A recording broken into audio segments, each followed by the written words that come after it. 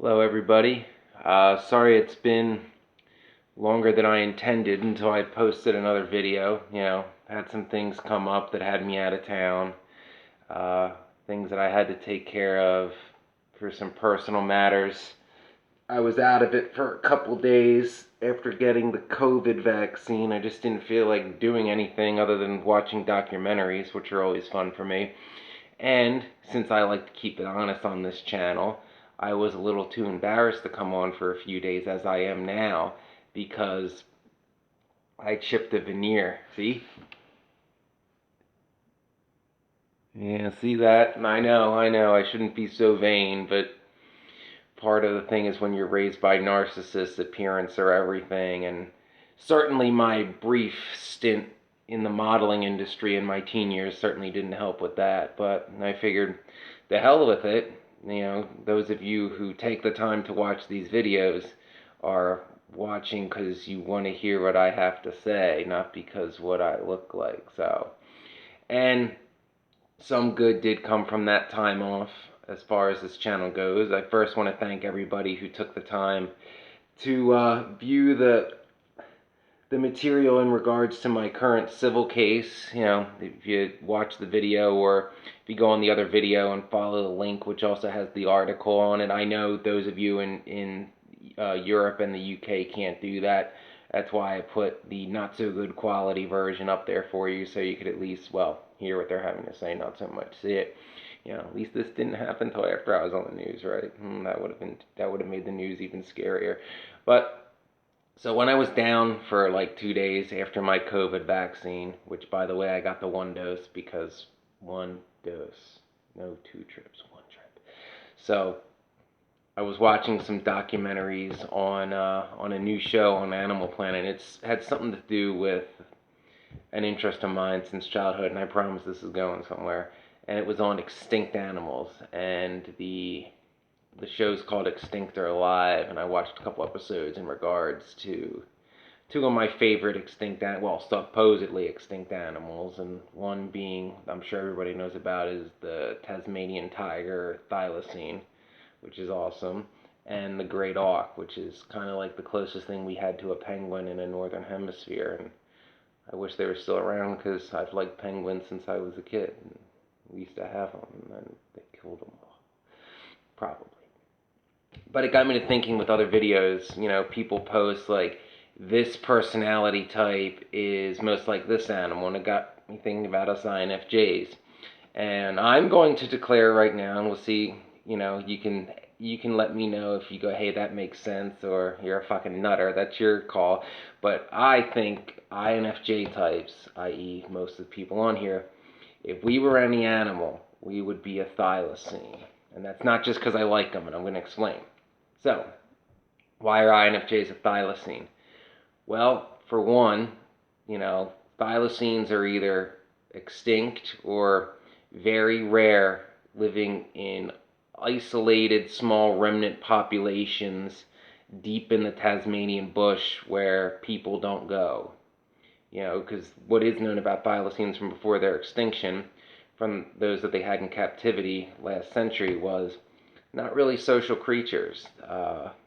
Thylacines were loners. They hunted alone. They weren't pack hunters like dingoes and wolves and coyotes and, all other things like that.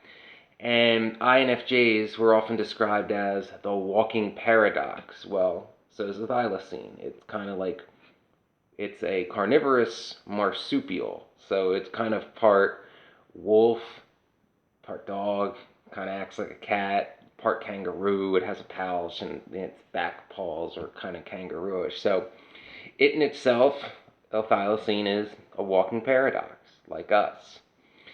And they're very mysterious. People tend to be drawn to the thylacines, same way they're drawn to INFJs, though we're both often misunderstood.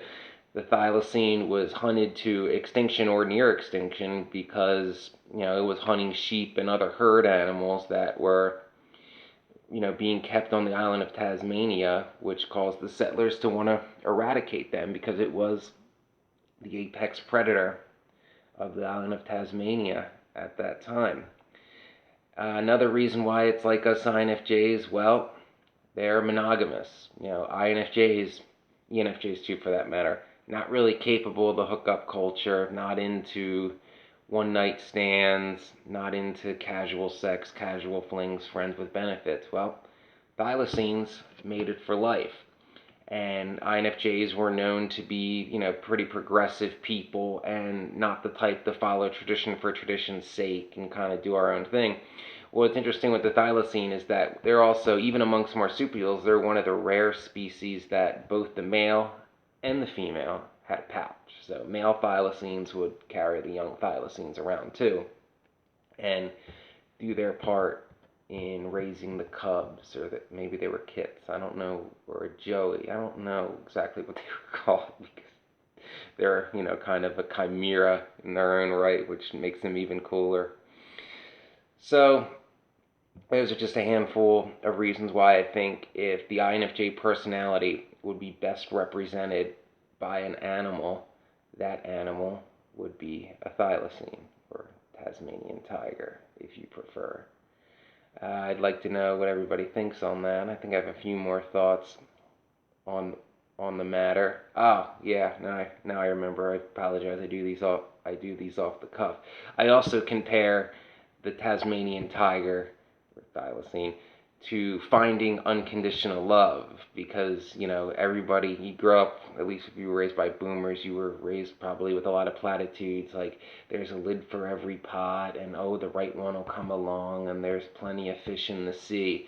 Well, and while the right one for everybody may be out there, it's not reassuring that you'll actually cross paths. And, as I learned the hard way in life, timing, it's important. And I'm bad at it, like real bad. So, just because like the perfect girl for you exists, or guy or whatever, I'm saying it from my perspective as a heterosexual male, just because that's who I am. So that's obviously, the most comfortable thing for me to talk about my own experience. Uh, yeah, she's out there. Sure, maybe. Where? Is she single? Would she like me? So it's why I often give the analogy that finding unconditional love is like finding a thylacine. Because, okay, maybe it's out there. Maybe unconditional love, the perfect person, your blue rose, so to say, is out there just like the thylacine.